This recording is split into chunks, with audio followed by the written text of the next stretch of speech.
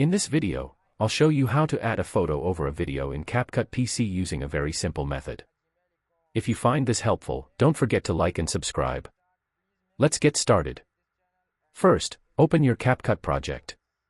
You'll see your main video already placed on the timeline.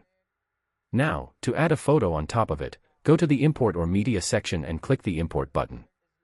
From there, browse your device and select the image you want to use. For example, I'll choose a photo from my desktop.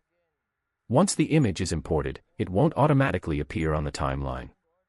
You need to drag it manually onto the timeline and place it above your video track. Make sure it's positioned on the upper layer so it sits on top of the video. After that, you'll see the image overlaying your video in the preview window. You can now adjust its position, duration, and placement while the video keeps playing underneath. This allows you to create overlays, thumbnails, or picture-in-video effects easily. And that's it, it's done in just a few steps. If this helped you, make sure to like the video and subscribe for more tutorials.